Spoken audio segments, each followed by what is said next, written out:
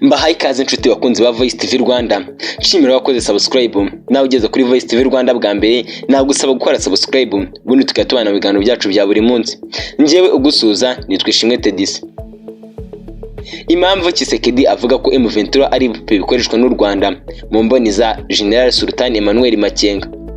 Umugaba mukuru w'ingabo z'umutwa M23 General Emmanuel Sultan Makenga yagaragaje ko Perezida Felix Antoine Tshisekedi wa Repubulika ya Demokarasi ya Kongo yitirira u Rwanda ibibazo by'umutwa M23 uhora unagerageza kugaragaza isi yose impamvu u Rwanda. Perezida Felix Antoine Tshisekedi inshuro nyinshi yakunze kugaragaza ko na M23 ibaho ahubwo bakoreshwa n'u Rwanda, avuga ko rwateye igihugu cye ngo rubone uko rusahura amabuye y'agaciro yacyo.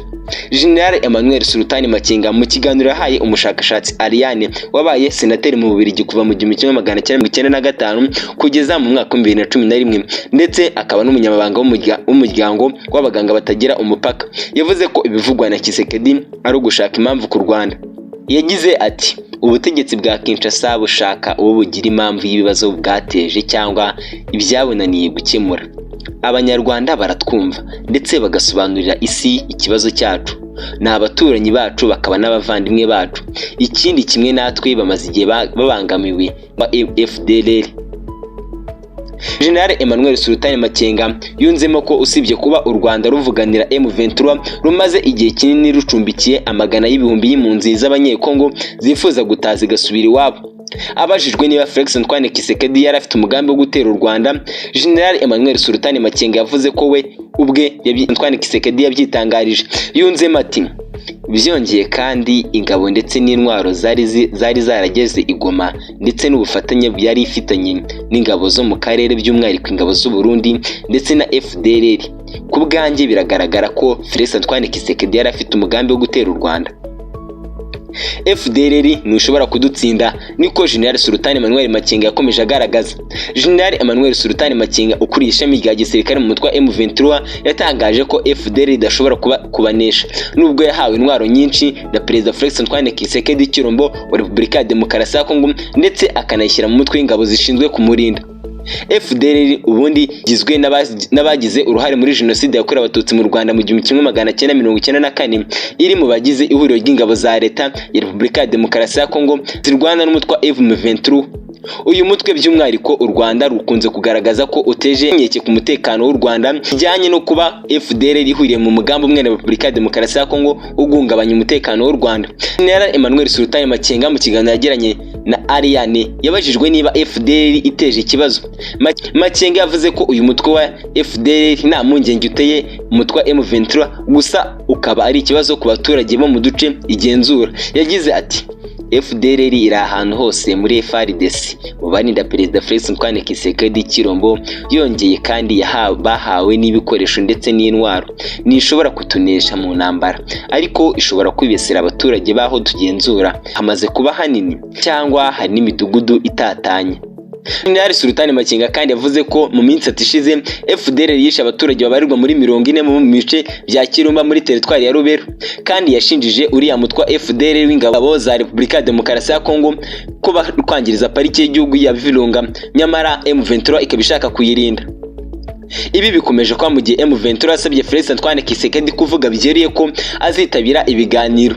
Umutwe wa M23 asabye Felix Antoine Tshisekedi Chilombo wa Repubulika ya Demokarasi ya Kongo kura mu rujijo abantu, akavuga ku mugaragara ko azitabira ibiganiro bizabahuza bizabera Angola i Rwanda. Perezidansi ya Angola iheruka gutangaza ko nyuma y'uruzinduko Felix Antoine Tshisekedi Chilombo aheruka kugira muri kiriya gihugu yagiranye i Rwanda ko Angola nk'umuhuza w'ibibazo biri muri kubera mu burasirazuba bwa Repubulika ya Demokarasi ya Kongo izayobora ibiganiro bizabahuza abahagarariye umutwa M23 n'abahagarariye uruhande rwa leta ya Repubulika ya Demokarasi ya Kongo. Ibyo biganiro bikazabera i Rwanda ku itariki ya 18 z'ukwezi kwa gatatu 2025.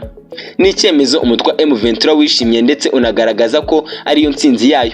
Gusa kugeza ubu haribazwa niba koko Kongo izemera guhura n'uyu mutwe mu bihe bitandukanye yakunze kuvuga ko ari uw'iterabwoba. Nk'uko mwese muzi ko Felix Antoine Tshisekedi yigeze kubyitangariza ko mu gihe akiri umuyobozi atazigera na rimwe aganira n'umutwe wa M23.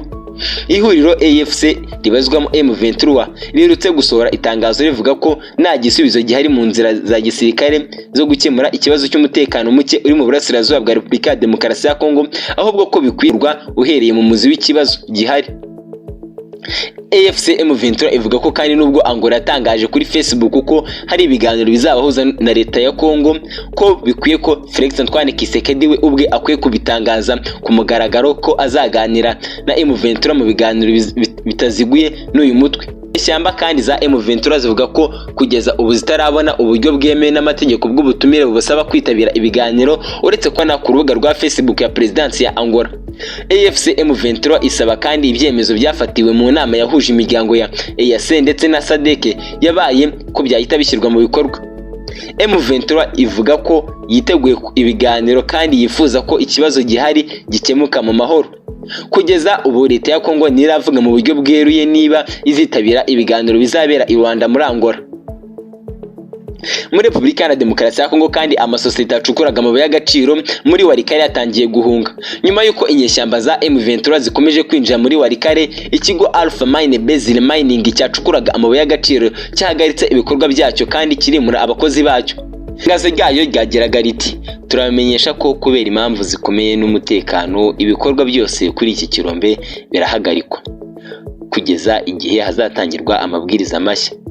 Iki kigo gikomeza kivuga ko iki cyemezo cyafashwe bisabwe n'abahagarariye abakozi nyuma yo gusuzuma neza ingaruka zishobora guhungabanya umutekano w'abakozi bacu, abakiriya bacu ndetse n'abafatanyabikorwa bacu. Umutekano wa buri wese nicyo dushyira imbere. Bakomeza bavuga ko kandi kugira ngo bishoboke bazakomeza kwimura abakozi, usibye abakozi bake bazatanga serivisi nkeya nko mu bucukuzi bw'amabuye y'agaciro, umutekano, ubwubatsi, ibitaro ndetse na rogo, nk'uko itangazo rya Alpha Mine Base Mining ryashyizwe ahagaragara ryakomeje ribivuga. Sosiyete nk'uko bigaragara ku rubuga rw'ishyirahamwe mpuzamahanga ry'abacukura ubutare bwa tini ryashyizweho na sosiyete ikorera muri Leta Zunze Ubumwe za Amerika nk'umushakashatsi ngo asabe abayobozi ba Amerika kwita ku kibazo cy'umutekano kiri mu burasirazuba bwa Repubulika ya Demokarasi ya Kongo.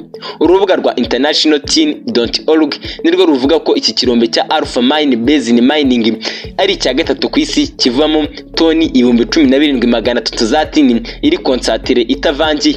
Muri 2024 bahavuyemo amabuye agera kuri 6% yacukuye ku isi hose. Kinshasa umuganda uzwi nka Sarongo wagizwe itegeko kuri buri wa gatandatu.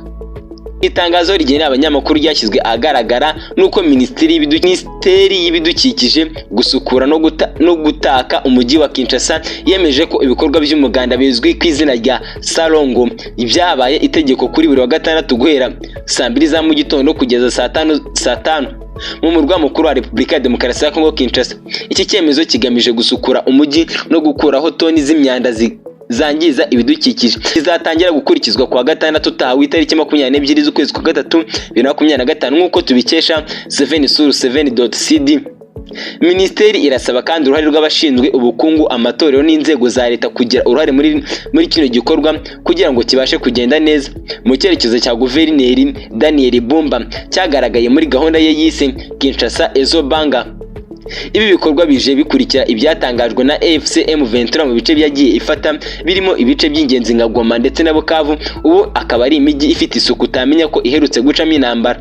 Ndagushimiye wowe banyange kuva ku munota mbere kugera kwa nyuma, kabubwira ngo icyo ugomba kumenya kandi ukazirikana nuko ngukunda. Iyi ni Voice TV Rwanda, nibagira ukora share na subscribe mu biganiro byacu bya buri munsi. Icyo ugomba kumenya kandi ukazirikana nuko tugukunda. Bye bye.